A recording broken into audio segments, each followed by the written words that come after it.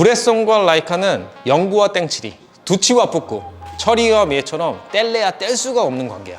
왜인지 궁금하다고? 그럼 채널 고정. 안녕 얘들아, 형 왔다.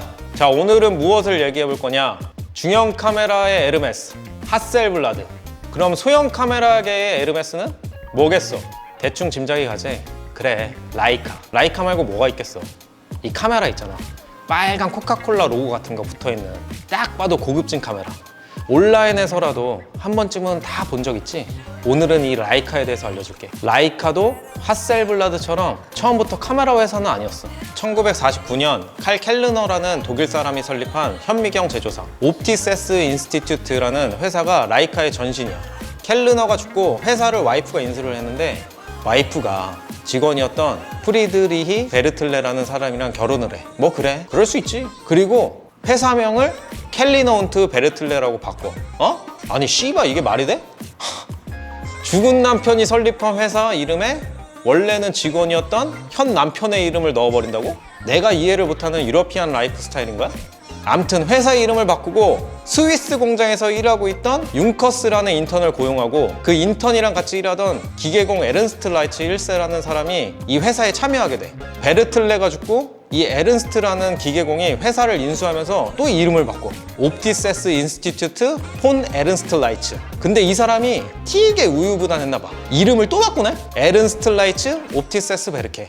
암튼 회사 이름을 2번이나 바꾸고 나서 카메라 생산에 참여하고 쌍안경 생산에 뛰어들어. 1908년 이웃나라 프랑스에선 섬유회사 오너의 아들 골드스푼, 금수저 앙리 까르띠에 브레송이라는 그 전설이 태어나지.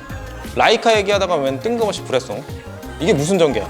브레송과 라이카는 영구와 땡칠이, 두치와 뿌꾸, 철이와 미에처럼 뗄래야 뗄 수가 없는 관계야. 왜인지 궁금하다고? 그럼 채널 고정.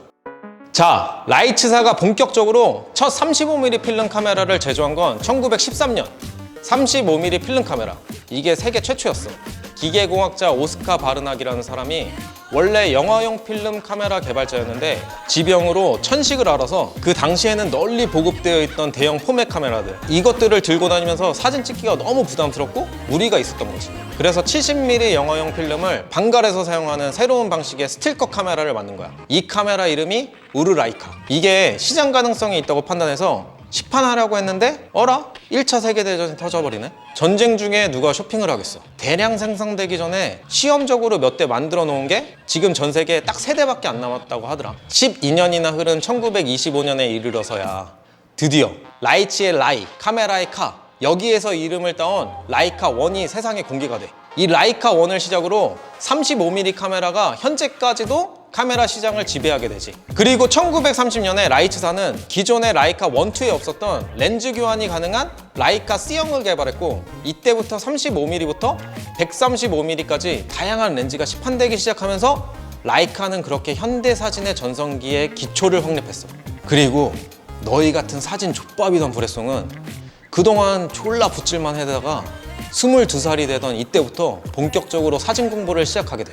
1932년 브레송은 20대 중반의 나이로 스페인 지중해 연안, 멕시코, 미국 등 전 세계 각지를 돌아다니며 사진을 찍었는데, 이 시기에 찍은 사진들 중에 다수가 1952년 출판되는 브레송의 사진집 디사이시브 모멘트에 실리면서 사람들한테 많이 알려지기 시작하는데, 이때는 아직 브레송은 무명에 가까웠지. 어쨌든 사진 배운 지 2, 3년 만에 바로 세계 여행을 시작하는 패기 하나는 지려버린다. 라이츠는 저속 셔터 촬영이 가능한 라이카 3A를 마지막으로 창시자인 오스카 바르낙이 사명하면서 그 이후에 출시되는 라이카 3 버전들은 큰 변함없이 출시돼. 라이츠사가 이렇게 지속적으로 라이카를 발전시키는 동안 브레송도 가만히 있지는 않았을 거 아니야?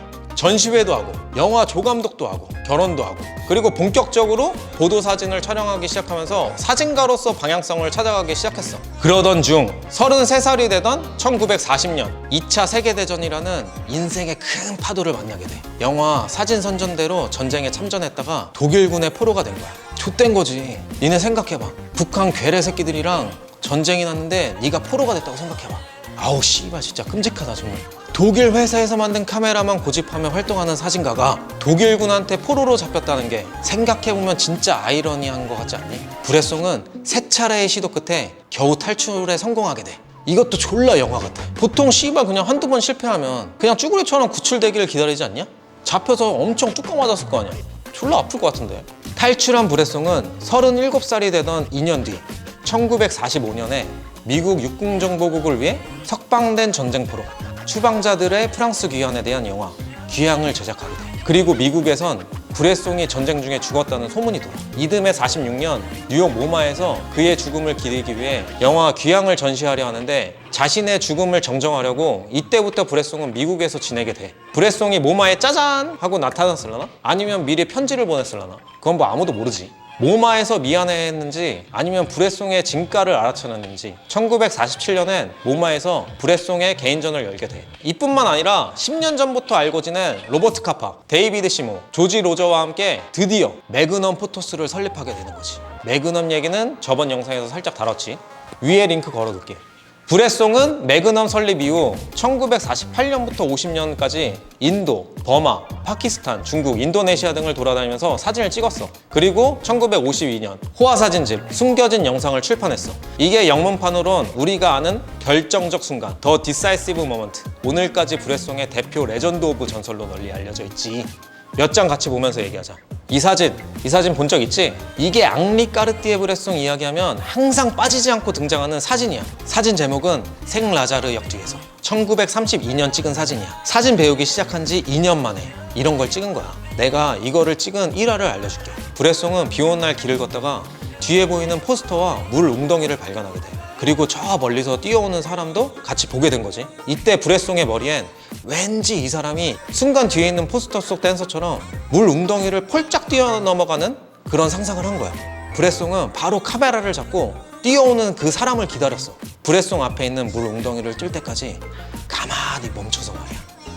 그 사람은 브레송의 예상대로 물 웅덩이를 뛰어넘었고, 뛰어넘는 그때 그 순간을 브레송은 포착한 거야. 공중에 떠있는 남자와 물에 비친 그의 그림자, 그리고 그런 그의 모습과 일치하는 배경 속 담벼락에 붙은 포스터 속 댄서들의 동작, 정지된 순간 속에 과거와 현재, 이 사진 한 장에 다 담겨 있는 거지. 다음 이 사진, 커플과 점프하는 행인, 그리고 에펠탑이 삼각을 이루면서 구도적으로 안정감을 주고 커플과 행인이 실루엣으로 표현되면서 보는 사람들로 하여금 감정이 이입될 수 있게 했어. 사진이 더 드라마틱해진 거지.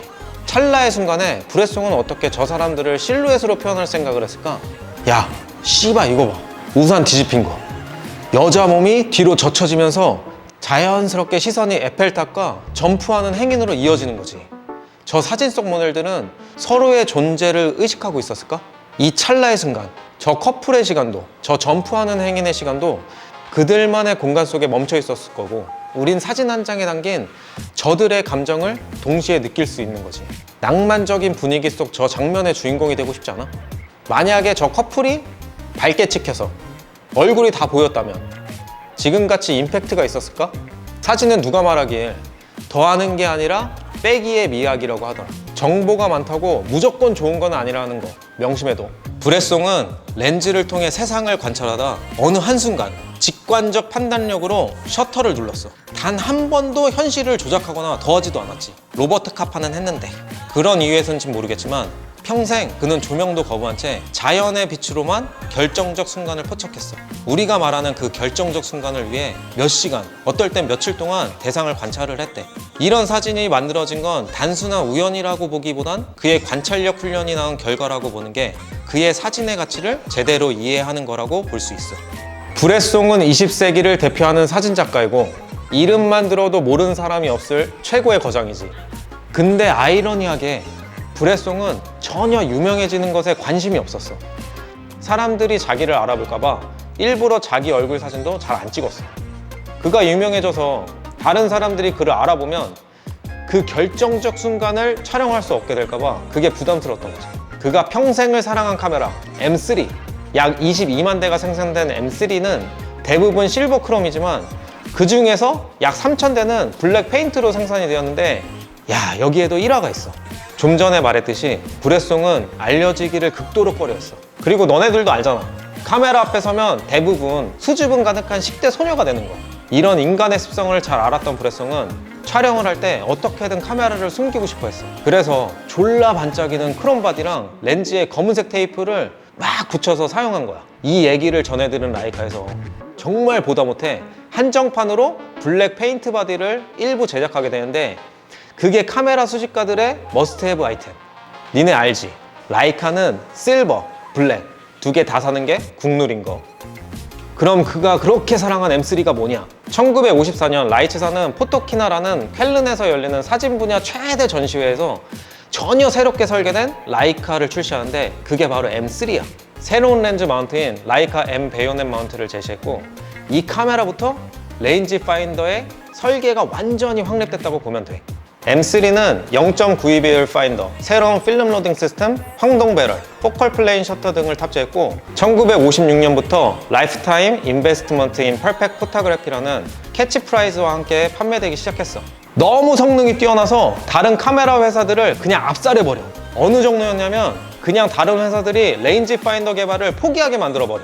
근데 이게 또 아이러니하게 일본의 카메라 제조업체가 레인지 파인더 대신 SLR 카메라로 개발 정책을 전환하는 계기가 돼서 결국은 결정적으로 카메라 종주국이 일본으로 넘어가는 원인이 되지. 이런 거 보면 진짜 재밌지 않냐? DSLR로 한창 잘 나가던 캐논 니콘도 지금 소니 미러리스한테 완전 밀려서 개박살 나고 있잖아. 이게 자본주의 시장 경제가 위대한 이유이기도 하고, 암튼 시간이 흐르면서 1970년부터는 카메라에서 전자식 장치가 내장되어 있는 게 기본이 되면서 일본제 SLR 카메라가 세계 시장에서 점유율을 크게 늘려가기 시작했어. M3와 M4 여기까진 괜찮았던 판매량이 1971년 출시된 라이카 M5부터는 복합적인 이유로 시장의 참패를 맛봤고, 이와 동시에 일본이 독주하고 있는 SLR을 견제하기 위해 섣부르게 시작했던 라이카 플렉스 또한 폭망하게 돼.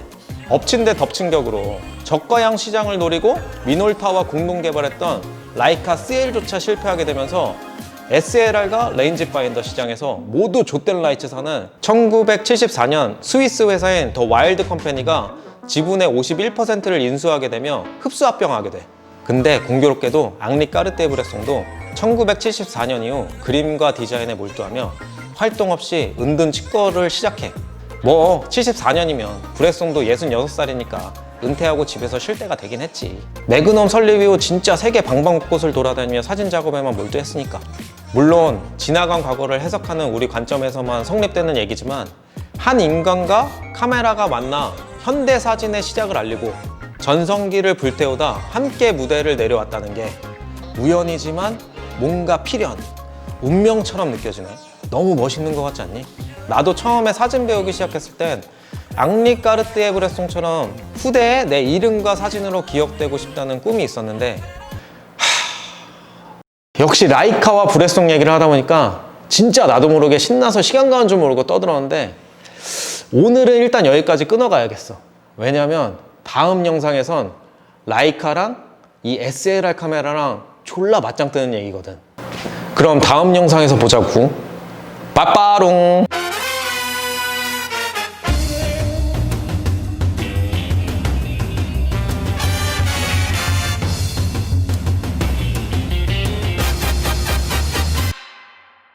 캐논 니콘도 미러리스 초창기엔 DSLR이랑 경쟁이 진짜 안 될 거라고 예측하고 손 놓고 있다가 똥꼬에 불 붙은 모양새로 뒤늦게 미러리스 시장에 뛰어들어서 지금 겨우겨우 쫓아가고는 있는데, 뭐 얼마나 따라잡을 수 있을지는 더 지켜봐야겠지?